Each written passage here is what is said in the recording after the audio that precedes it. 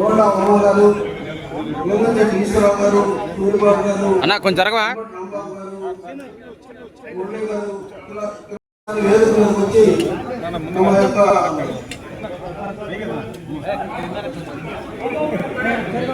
ఇక్కడ విచ్చేసినటువంటి ఈ ఉమ్మడి గుంటూరు జిల్లా నాయకులు, వివిధ రాజకీయ పార్టీ నాయకులు అందరికి కూడా పేరు పేరున నమస్కారాలు.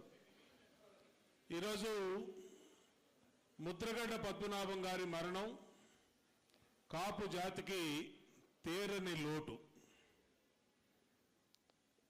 పుట్టిన వాళ్ళకి మరణం తప్పకపోయినా మరి ఆయన మరణించే వరకు కూడా కాపు జాతి అభ్యున్నతి కోసం, కాపు జాతి ఉన్నతి కోసం అహర్నిశలు పనిచేసినటువంటి నాయకుడు ముద్రగడ్డ పద్మనాభం గారు. ఇవాళ భౌతికంగా మన దగ్గర నుంచి ఆయన లేకపోయినా కాపుల కోసం ఏ రోజో చనిపోవడానికి సిద్ధపడి నుదుటి మీద రివాల్వర్ పెట్టుకుని దీక్ష చేసినటువంటి వ్యక్తి ముద్రగడ్డ పద్మనాభం గారు. అనేక పోరాటాలు, కాపు జాతి రిజర్వేషను, కాపులకి స్కాలర్షిప్లు, కాపులకి అన్ని రకాలుగా ఆ జాతి ఉన్నతి కోసం అనేక పోరాటాలు చేశాడు. రాజకీయంగా ఆయన అనేక పార్టీల్లో పనిచేశారు. మంత్రిగా, పార్లమెంట్ సభ్యుడిగా, ఎమ్మెల్యేగా. ఆయన చేయని పదవి లేదు, ఆయన చూడని పదవి లేదు. అలాగే ఆయన అహర్నిశలు కూడా ఆఖరి శ్వాస వరకు నీతివంతుడుగా, నిజాయితీగా ఆయన తన ఆస్తిని కర్పూరంలాగా కరిగేసి ప్రజల కోసం, ఈ కాపు సామాజిక వర్గం కోసం పెట్టినటువంటి వ్యక్తి ముద్రగడ్డ పద్మనాభం గారు. 2014లో ఈ రాష్ట్రం విడిపోయినాక మేము తొలి అసెంబ్లీలో మీ అందరూ శాసనసభ్యులుగా ఆ రోజు కాపు ఉద్యమం మళ్ళీ పురుడు పోసుకున్నటువంటి సందర్భం బాగా గుర్తుంది. ఆ రోజు మీ అందరం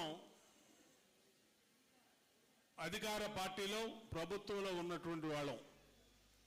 ఆ రోజున ముద్రగడ్డ పద్మనాభం గారు కాపుల సమస్యల మీద లేఖ రాశారు ముఖ్యమంత్రి గారికి.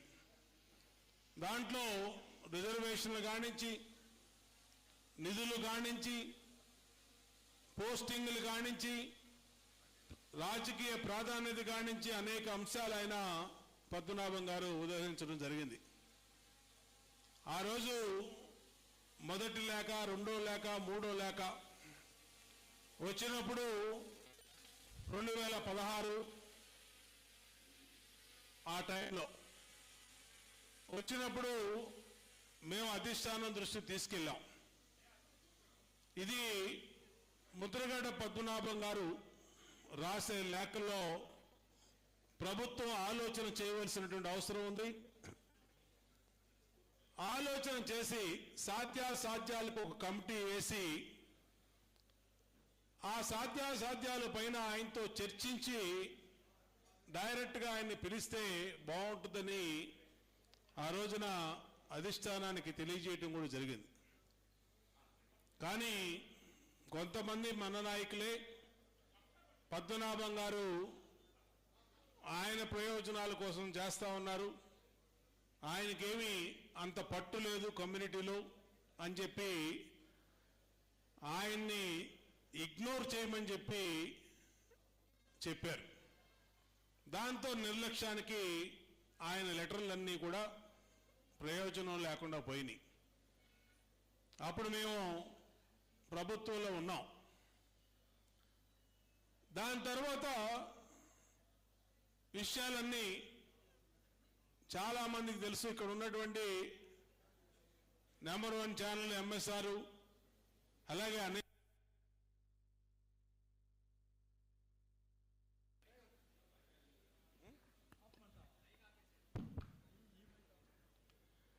మంది రాష్ట్ర వ్యాప్తంగా కాపు నాయకులందరూ కూడా ఆయన వెంట నడిచారు.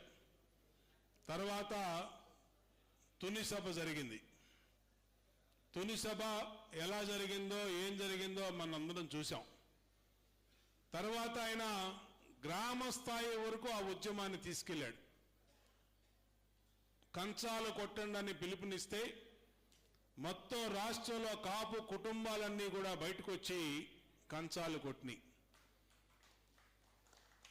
అలాగే నిరసనల ద్వారా, శాంతియుత నిరసనల ద్వారా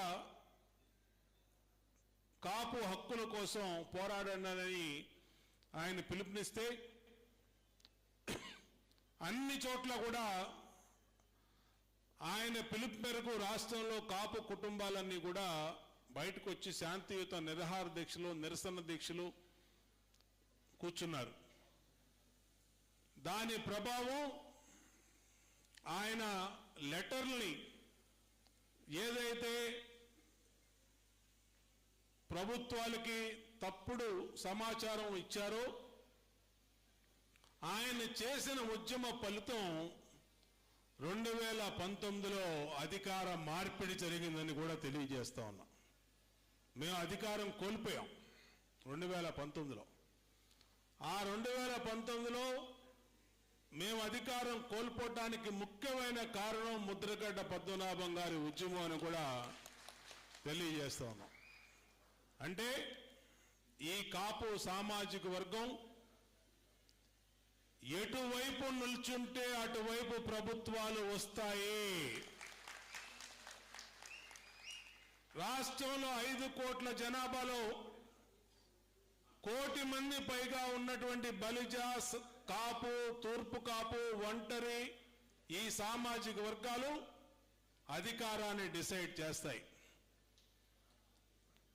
వీళ్ళని అన్ని రకాలుగా వాళ్ళకి న్యాయపరమైనటువంటి సమస్యలు ఇందాక దాసరి రాము గారు చెప్పాడు. ఇంకా చాలా టైం ఉంది, ఇంకా చాలా సమస్యలు ఉన్నాయి. ఇంకా మన పెద్దలు చెప్పారు కొంతమంది. ఇవాళే విజయవాడలో కూడా చందు జనార్దన్ గారు వాళ్ళు, మన అజ్జా రామకృష్ణ గారు, గాళ్ళ సుబ్రహ్మణ్యం గారు ఇప్పుడే ప్రెస్ మీట్ కూడా పెట్టారు. వాళ్ళు అంటే కాపుల్లో ఒక అలజడి అయితే రాష్ట్ర వ్యాప్తంగా మొదలైంది. ఆ అలజడిని పట్టించుకోవాల్సిన అవసరం ఉంది. వాళ్ళ ఆక్రమణని అర్థం చేసుకోవాల్సిన అవసరం ఉంది. కాబట్టి ఆ పరిస్థితుల్ని, వాళ్ళ న్యాయపరమైనటువంటి కాపు సామాజిక వర్గ న్యాయపరమైన డిమాండ్లని తప్పనిసరిగా అధిష్టానం దృష్టికి తీసుకెళ్తాం. అధిష్టానం దృష్టిలో తీసుకెళ్లి ఉన్నటువంటి ఆర్థిక పరిస్థితుల్లో మరి ఇచ్చినటువంటి హామీలకు అనుగుణంగా ఎంతవరకు చేయగలుగుతామో అంతవరకు చేయటానికి కృషి చేస్తామని కూడా ఈ ముద్రగడ్డ పద్మనాభం గారి సంస్కరణ సభ ద్వారా మీ అందరికీ తెలియజేస్తా ఉన్నాం. ఇవాళ రాష్ట్ర రాజకీయాలు, దేశ రాజకీయాలు కులాల మీద నడవడం అనేది భారతదేశంలో ఉంది. మన సంస్కృతిలో భాగం అది. ఎక్కడైనా సరే కులాల ప్రాతిపదికగా ఈ రాజకీయాలు నడుస్తాయి. రాష్ట్ర జనాభాలో దామాషా ప్రకారం 25% ఉన్న కాపులకి నిధులు, పదవులు, అలాగే ప్రాధాన్యత, అలాగే ఉద్యోగాలు, ప్రమోషన్లు దక్కాల్సినటువంటి అవసరం ఉంది అని కూడా ఖచ్చితంగా ఏదైతే కాపు జాతి కోరుతా ఉందో అది ఒక న్యాయపరమైనటువంటి కోరికగా కూడా నేను ఈ సందర్భంగా మరొక్కసారి మననం చేస్తా ఉన్నా. ఖచ్చితంగా ఈ కోరికల్ని మరి నేను ఒక శాసనసభ్యుడిని మాత్రమే, ఒక విప్పు మాత్రమే. ఇంకా చాలా పెద్ద వ్యవస్థ ఉంది ఇది ఎన్ని ఆమోదించాలంటే. ఆ వ్యవస్థ దృష్టికి తీసుకెళ్తాం. ఖచ్చితంగా అన్ని రకాలుగా ఆమోదించడానికి చర్యలు తీసుకుంటాం. మేమేమైతే ఈ వేదిక మీద ఇక్కడ మాట్లాడుతున్నామంటే నేను కాపు కులంలో పుట్టబట్టే ఇక్కడ మాట్లాడుతా ఉన్నాను అనేది నాకు తెలుసు.